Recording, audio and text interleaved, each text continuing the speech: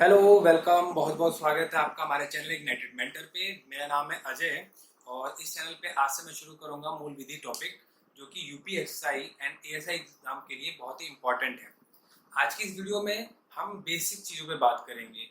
Then अगर आपका response अच्छा रहा तो नेक्स्ट वीडियो भी हम रिलीज करेंगे। और सारी वीडियोस जो हैं वो हमारे चैनल पे फ्री ऑफ कॉस्ट रहेंगी। सारे लोग देख सकते हैं यूट्यूब पे आकर, ऑनलाइन होकर, कभी भी किसी भी टाइम आराम से देख सकते हैं। तो शुरू करते हैं मूल विधि। मूल विधि मूल विधि को हम इंग्लिश में कह सकते हैं बेसिक लॉ। ठीक है। अब लॉ, ये जो बेसिक लॉ में लॉ यानी इसको हम और भी क्या बोल सकते हैं हिंदी में, कानून। विधि कानून दोनों हिंदी वर्ड है लॉ का। ठीक है। लॉ का मीन्स अगर हम बात करें क्या होता है, लॉ का मीन्स होता है सेट ऑफ रूल्स, यानी नियमों का नियमों का संग्रह। क्या होता है? नियमों का संग्रह यानी सेट ऑफ रूल्स होता है। हर एक नियम जब भी बनाए जाते हैं उनके कुछ ना कुछ ऑब्जेक्टिव जरूर होते हैं, यानी उसका कुछ ना कुछ उद्देश्य जरूर होता है। तो किसी भी रूल का उद्देश्य यानी ऑब्जेक्टिव क्या हो सकता है? पहली बात हो सकती है वो चीज कि उस लॉ यानी नियम के द्वारा किसी को भी सुरक्षा प्रदान की जाएगी। दूसरी बात हो सकती है कि उस लॉ के द्वारा नैतिकता को ध्यान में रखा जाएगा। ठीक है। नेक्स्ट बात हो सकती है कि वो जिस कारण उस लॉ को यानी उस नियम को बनाया जाएगा वो उसके प्रति हमेशा उत्तरदायी रहेगा। उसके प्रति हमेशा क्या रहेगा? उत्तरदायी रहेगा। ठीक है। और अगली बात क्या हो सकती है कि वो हमेशा समानता के आधार पर बनाया जाएगा। ये ऑब्जेक्टिव्स होते हैं किसी भी लॉ के। जब उसको बनाया जाता है किसी भी लॉ को, उसका उद्देश्य यही रहता है, इसी को ध्यान में रखकर कोई भी लॉ को तैयार किया जाता है। ठीक है।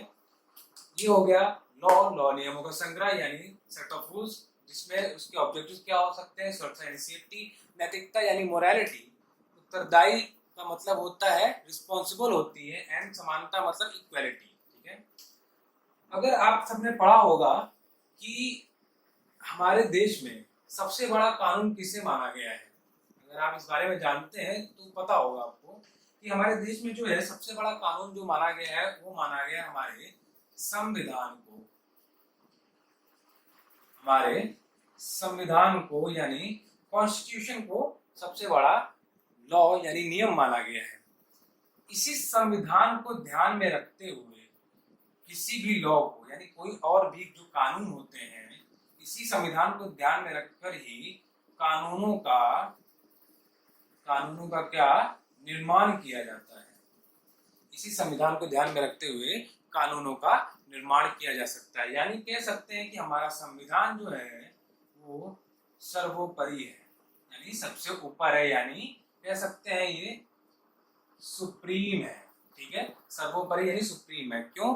क्योंकि कानूनों का जो निर्माण होता है यानी जो लॉ बनते हैं वो इसी संविधान को ध्यान में रखकर ही बनते हैं, यानी संविधान की अवहेलना नहीं की जा सकती है। इसका एक एग्जांपल मैं अगर आपको दूं, एक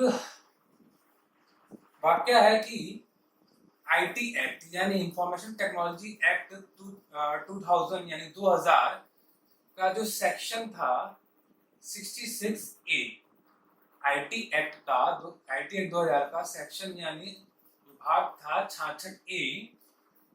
उसमें क्या था कि जब कोई भी सोशल प्लेटफॉर्म पे, जैसे कि आप आज यूज करते हैं, इंस्टा हो गया, फेसबुक हो गया, व्हाट्सएप, ट्विटर, एनीथिंग जो हो गया, ये सोशल प्लेटफॉर्म जो हो गए, इन पर अगर आपने किसी के बारे में कोई कुछ बात बोली, जैसे कि आपका अपना ओपिनियन रखा आपने, ठीक है, आपने अपना क्या रखा? ओपिनियन रखा, उसके लिए बोला जो भी कहा आपने, तो उसके अगेंस्ट कार्रवाई हो जाती थी। क्या होता था? उसके अगेंस्ट कार्रवाई होती थी, मतलब ये सही नहीं माना जाता था उससे। लेकिन बाद में इसे देखा गया कि ये तो संविधान के यानी हमारे कॉन्स्टिट्यूशन के आर्टिकल 19 यानी अनुच्छेद 19 की अवहेलना कर रहा है। क्या कर रहा है? अनुच्छेद 19 की अवहेलना कर रहा है। अनुच्छेद 19 में क्या है?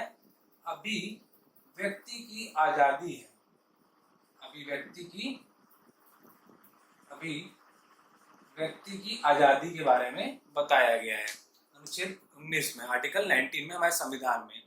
तो जो ये आईटी का 2000 सेक्शन 6A था, ये इसकी अवहेलना कर रहा था, इसलिए संविधान द्वारा इसे अनुचित घोषित कर दिया गया कि ये भाई सही नहीं है, क्योंकि ये संविधान की अवहेलना कर रहा है। ठीक है, तो इसीलिए मैंने कहा था कि जो संविधान है वो सर्वोपरि है और उसको ध्यान में रखकर ही कोई भी लॉ यानी कोई भी नियम बनाए जाते हैं। आशा करता हूँ अभी यहाँ तक तो आप लोग को समझ में आ रहा होगा कि मैं किस बारे में बात कर रहा हूँ, क्या पढ़ रहे हैं हम। मैं आपको बेसिकली बेसिक चीज अभी बता रहा हूँ, बेसिक चीजों से पहले कनेक्ट कर रहा हूँ। जब बेसिक चीजों से आप कनेक्ट हो जाएंगे, उसके बाद अपने आप ही आपको धाराएं वगैरह बहुत इजीली याद होने लगेंगी, तैयार हो जाएंगे। मेरे साथ रहिएगा, बिल्कुल होंगी। ठीक है, आगे हम बात करते हैं कि जो लॉ है, जिस लॉ की हम बात कर रहे हैं, जो लॉ होता है इसके प्रकार जो होते हैं, यानी टाइप आप कह सकते हैं, कितने होते हैं। पहला होता है मौलिक विधि। पहला क्या होता है? मौलिक विधि, जिसे हम कहते हैं सब्सटेंटिव लॉ। और दूसरा होता है प्रक्रिया विधि। प्रक्रिया विधि, जिसे हम कहते हैं प्रोसीजरल लॉ। प्रोसीजरल लॉ, ठीक है। मौलिक विधि और प्रक्रिया विधि यानी सब्सटेंटिव लॉ और प्रोसीजरल लॉ कहते हैं। ठीक है, जो मौलिक विधि होती है इसे हम कहते हैं सिविल लॉ। हम क्या इसे कहा ही जाता है सिविल लॉ। और जो प्रक्रिया विधि है इसे कहा जाता है क्रिमिनल लॉ। इसे कहा जाता है क्रिमिनल लॉ। सिविल लॉ को आईपीसी 1860 यानी 1860 और क्रिमिनल लॉ को सीआरपीसी 1973 यानी 1973। ये आईपीसी और सीआरपीसी की डिटेल्स हम आगे पढ़ेंगे। फिलहाल आईपीसी का फुल फॉर्म होता है इंडियन पीनल कोड, आप जानते ही होंगे अगर आप एग्जाम की तैयारी कर रहे हैं, यानी भारतीय दंड संहिता।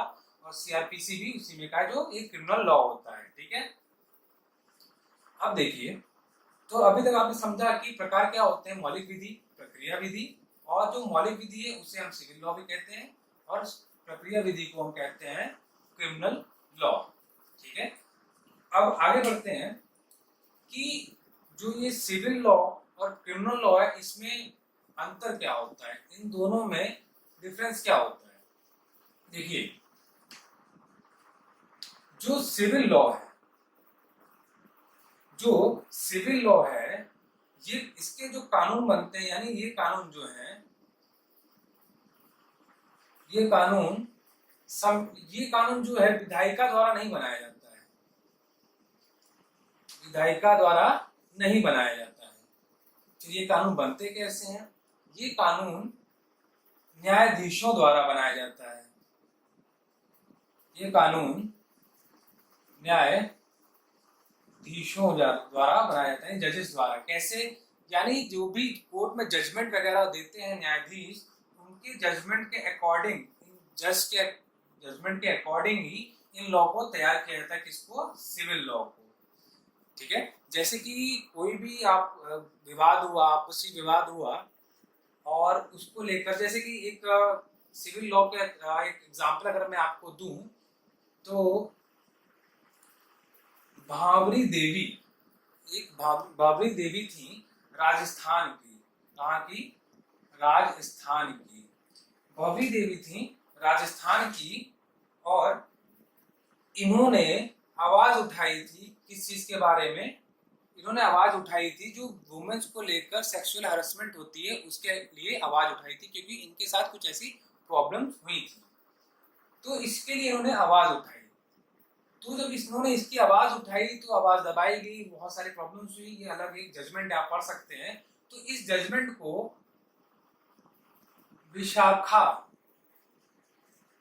विशाखा बनाम, सॉरी, इस जजमेंट को एक मिनट में क्लियर कर लूं। मैं सिविल लॉ का एक एग्जांपल दे रहा हूं कि सिविल लॉ होता कैसे, कैसे जजेस के द्वारा इन कानूनों को बनाया जाता है। कोर्ट में। तो इसके लिए मैं आपके जजमेंट के बारे में बता रहा हूं, जो कि है Vishakha versus state of state of Rajasthan.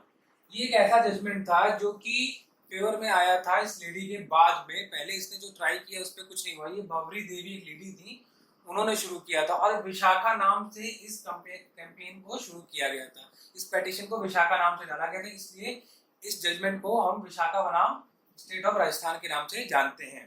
ठीक है, ये था सिविल के ऊपर, आप इस जजमेंट को पढ़ सकते हैं। ये सिविल लॉ का एक जजमेंट के हिसाब से एग्जाम्पल था। अगला है क्रिमिनल लॉ। क्रिमिनल लॉ, अगर इसकी बात करें तो आप इसको देख के समझ जा रहे हैं, अपराध यानी ऐसा कोई भी जब अपराध करेंगे उसके लिए जो कानून बनाया जाएगा उसे कहते हैं क्रिमिनल लॉ। क्रिमिनल कब होगा या कोई अपराधी कब होगा या अपराध क्या होगा? जब भी किसी विधि यानी जब भी कोई भी व्यक्ति किसी विधि के विरुद्ध जाएगा, किसी विधि के विरुद्ध जाकर कोई कार्य करेगा तो वो क्या कहलाया जाएगा? वो कहलाएगा कि उसने क्राइम किया है, यानी वो एक अपराधी है। ठीक है, वो विधि के विरुद्ध अगर कोई कार्य करता है तो कहा जाएगा कि उसने क्राइम किया, वो एक अपराधी है। तो ये होता है क्रिमिनल लॉ। तो सिविल लॉ और क्रिमिनल लॉ दोनों में ये अंतर है। दूसरी बात, और अगर हम बात करें सिविल लॉ और क्रिमिनल लॉ के बीच में डिफरेंस की, जो सिविल लॉ होता है उसमें आपको मुआवजा, सुना होगा आपने,